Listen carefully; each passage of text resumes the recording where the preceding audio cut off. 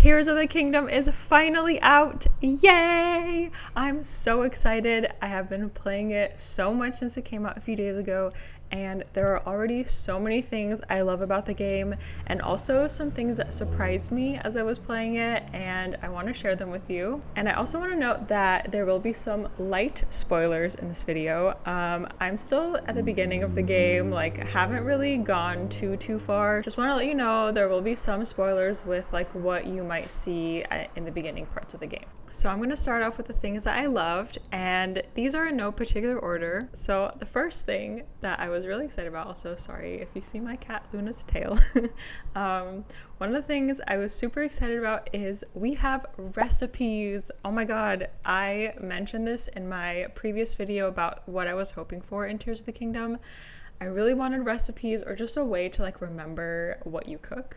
And oh my god, it's here. It's so cool. It looks super nice and it's so convenient because it's really hard to remember recipes, and I'm so happy that they added that. I'm also loving the updated loading screen. Oh my god, it's so cool. I love that it shows the map, and if you're like traveling between places, it'll show you like where you start off, and then it like teleports you to like your destination, which I think is super cool. I love it. It's so fun, and I love that they added in the like tips as well that they had in Breath of the Wild. One thing that I do wish is that I wish like the color of like the text and the icons was like a tiny bit darker, just so it would be easier to read. I was also hoping that they would show the names of the places on the map in the loading screen, and I was like wondering why, but then I kind of realized that if they did add the names, it would kind of like interfere with the tips, and then you wouldn't really know what to read. So I feel like that totally makes sense why they decided not to include the names of the places and just like the map itself. So another thing I noticed is that if you're like out on the field playing, if you like zoom in and see like a shrine or something, you can add the like light stamp like right there, and it's so cool, and you can just see it, and it's really nice because if you had to go to the map and like try to find the place, like it's really hard.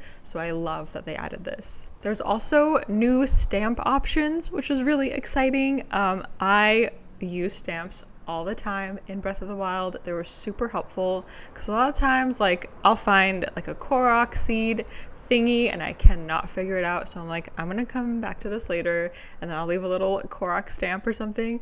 So I love that they added newer stamps, and I'm just super excited. I'm also loving the new map. Like overall, it's so cool because it has like the surface, it also has the sky, and then the depths, aka the underground area. I love how it's like layered on top of each other, and you can just like go through each one. So this next one is super cool. Whenever Link is cooking and he hums like older Zelda songs, which is super cool.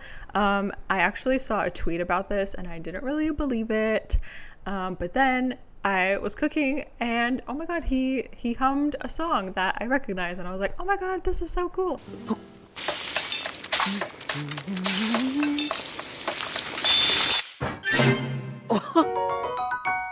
And I love that they added this into the game. I think it's super fun and just like a nostalgic detail to add in. So this might be one of my favorite things in Tears of the Kingdom so far, and that is when your inventory is full and you find a chest and it's like a weapon and you already have all your weapons filled in your inventory, it gives you the option to drop one of your weapons and then take what's in the chest, like all in one action, which I am so excited about because in Breath of the Wild, it was kind of frustrating and a little annoying when you found a chest and there was a weapon inside, but you couldn't add it because your inventory was full.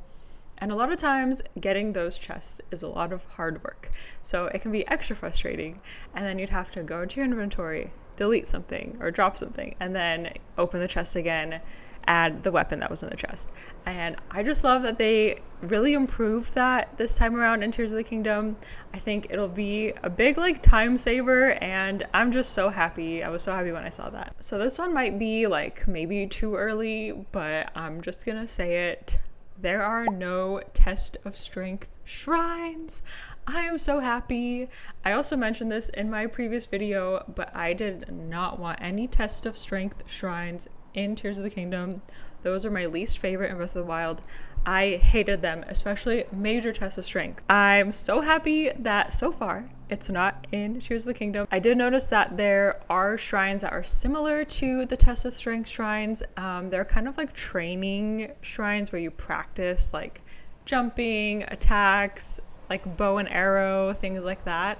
I've only encountered 2 of those shrines so far. I'm hoping that these training shrines took the place of tests of strength and we can never see them again. Okay, the last thing that I'm loving so far is all of Link's new abilities. They're all super cool.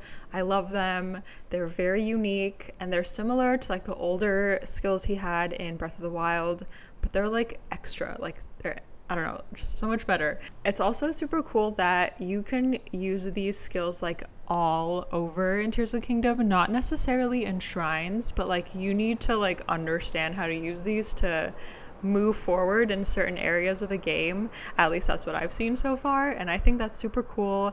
And also it helps me practice Ultra Hand because that one was kind of difficult for me to like grasp, but I'm having so much fun with it so far.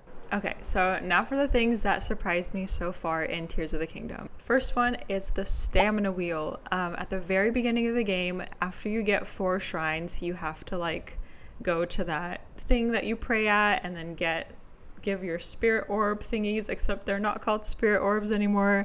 They're called light of blessing orbs. I'm still getting used to what they're called. But you give 4 of those in exchange for a heart container or a stamina vessel, or so I thought. When I got to this part of the game, the only option was the heart container, and I screamed. I was like, oh, is there no stamina?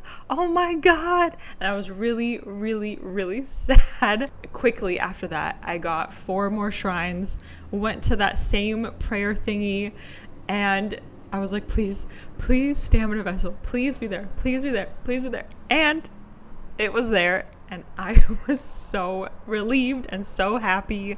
Oh my god, because at the beginning of the game, it's so frustrating when you like run out of stamina, and I just like want more stamina. And thinking back, I understand why the stamina wheel wasn't there at the beginning, and that is because you literally have to get the heart container to be able to like open the door, because you didn't have enough hearts before. So I was also really happy and a little surprised about the shrines. We have shrines again. I was really excited. I wanted to have shrines in this game. I still don't know how many we have.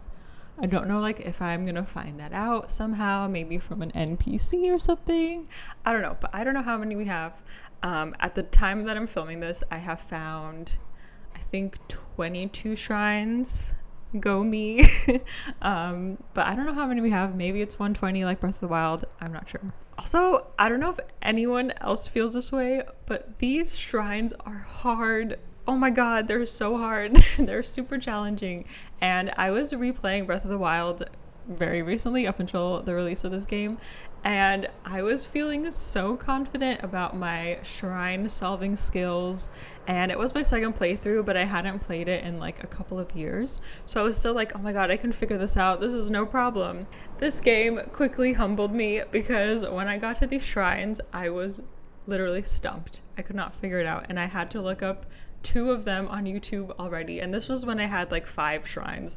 So out of 5, I had to look up like 2, and this is like after the first part where you're doing like the tutorial section. Like when you get into the real world of shrines, I had to look 2 of them up, and yeah, it was funny, but also I really like how challenging they are, because I feel like if they were easy, then it wouldn't be as fun. And also when it's really challenging and you figure out how to do it, it is so rewarding. I love it. So the towers in this game are also another thing that was really surprising to me. They're a little different than the ones in Breath of the Wild, and you get like catapulted, or I don't know, like pushed up into the air, like really high up where you can see some of the sky island thingies. I also love the animation that happens whenever Link finds a new tower. And one thing that I was like laughing at is in Breath of the Wild, when you like attach the Sheikah slate to the thing, it like locked in, like you place it there. But in this game, And is it called Pura Plate? Purapad? I don't know. I still feel like it's a Sheikah slate. You take the Purapad. I don't know how you say it. I'm sorry. You take the pad and Link does like a tap to pay kind of thing. And I thought that was really funny. So another thing that surprised me, and I kind of mentioned this earlier, but I didn't really know there was like an underground part of this game. So I stumbled upon a chasm, which I don't really know what that means. I need to look it up. But that's what they're called in this game. And it's like this hole in the earth that like, it's like the pink color that reminds me of Calamity Ganon. And then you fall into the depths of Tears of the Kingdom. And I went down one and it was scary. I've only been in 2 of them so far. And both of them were scary. And it's scary because when you're falling, you don't really know when you're going to land. And you have to like unlock your paraglider and like try to land without dying. So yeah, I still am not really sure like what to really do in these chasms. I don't know if it's like too early in the game or I just like don't really know, but I've only discovered 2, but they are scary. But I am excited to see like what they're about. And the last thing that I found surprising was that there are memories again. This is super cool. I'm also really excited about this, but surprised at like how they did it in this game. So there are memories still, but you find them differently. There's these like geoglyphs on the ground that you have to find, and then within those geoglyphs there is a dragon's tear. Maybe that's what the game is named after. I don't know. But you find the dragon tear, which is like a puddle somewhere, and then once you get that, you see a memory. So those are the things that I'm really loving so far in Tears of the Kingdom. I can't wait to keep playing. I feel like there's literally so much to do in this game. Like, I don't even know where to start. But yeah, I'm super excited. Let me know what you guys are all super excited about. What's been your favorite thing that you've uncovered so far? But no spoilers, please. But yeah, thank you all so much for watching. I'll see you guys next time.